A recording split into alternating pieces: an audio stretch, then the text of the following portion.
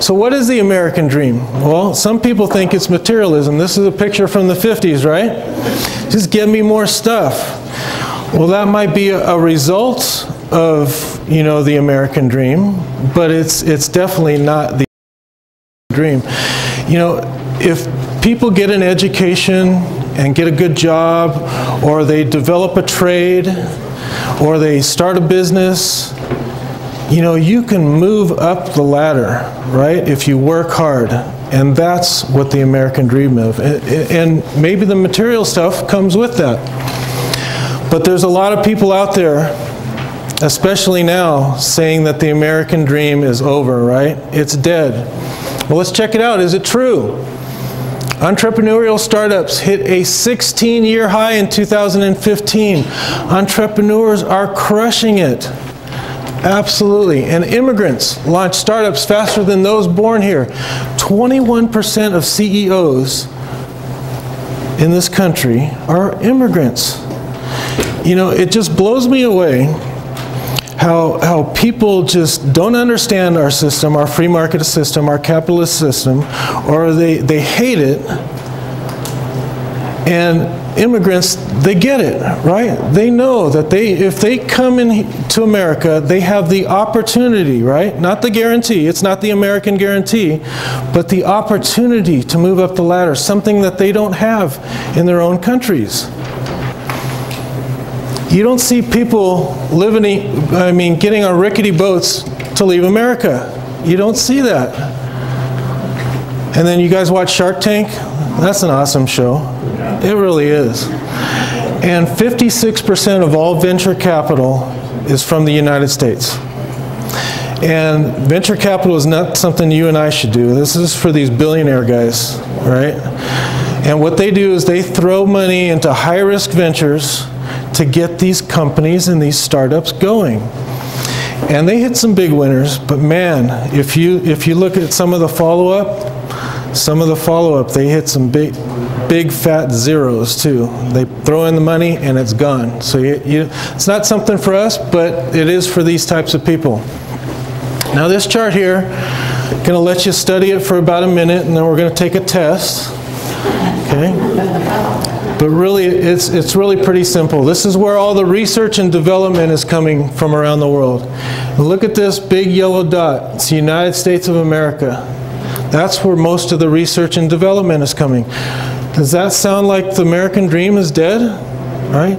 This is like biotechnology, medical advances, energy advances, cell phone technology, autonomous cars, all kinds of things that we can't even imagine going on. And of course, you do have some other companies, other countries, I should say, that are doing a lot of research and development, but they're all the free market economies. US, Japan, Germany, France, UK, Switzerland, South Korea, Netherlands, Finland, Sweden. You don't see the communist or socialist nations in the top 10, right? Innovation does not come from communism and socialism. It's the equal division of misery, right? 23 million small businesses make up 54% of retail sales. You know, people make you want to, they make you think that all the retail sales are coming from Walmart and Amazon, right? But small businesses actually utilize Amazon. 54% of retail sales. The thing is, you can start a business with little or no money and move up the ladder. We call that the guys in a garage effect. Watch this video and check out all the big companies today that started in little small places. This is the story of the little room over the pizza place at 315 Chestnut Street, the modest first floor bedroom in Tallinn, Estonia, and the dusty basement at 1406 35th Street. It is the story of the old dining room table at 25th and Hoffman Avenue, the southbound bus barreling down I-95, and the second floor above the strip mall at Robel and El Camino. This magic moment. It is the story of where every great idea begins. So different and so new. Where those with endless vision and an equal amount of audaciousness believed they had the power to do more, time and time again. And then it happened. Adele, We're honored to be part of some of the world's great stories. Stories that began much the same way ours did, in a little dorm room, number 2713. This magic moment. So Dell, a multi-billion-dollar company, started in a dorm room. And that's happening all across America as we sit in this room right here. Things that we have no idea what's happening.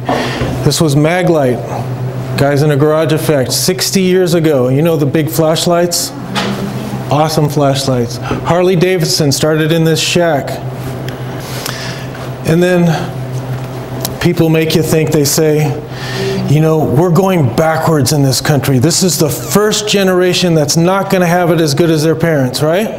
Uber. How many times have you heard that? Uber. Yeah, I'm going to cover Uber here. Yeah.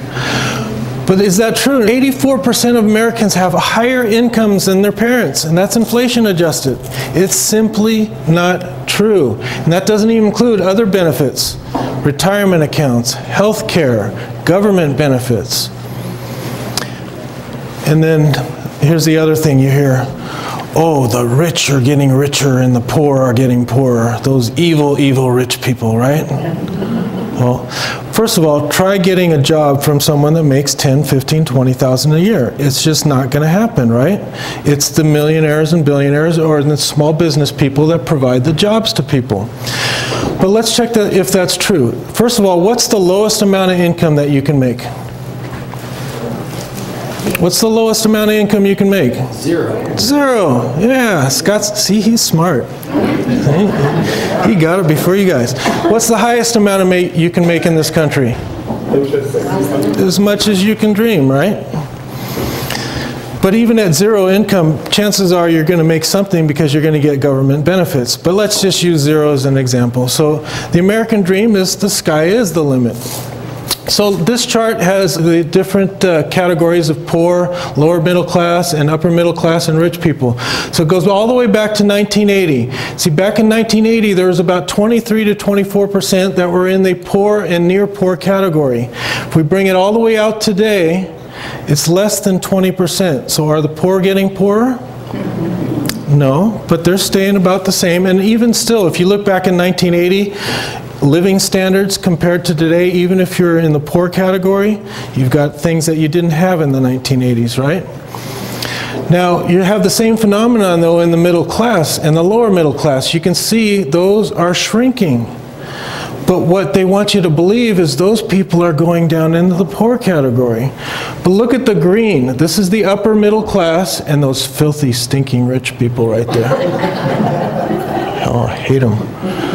But anyways, you can see it's just growing and growing and growing. So what's actually happening is people are moving up the ladder.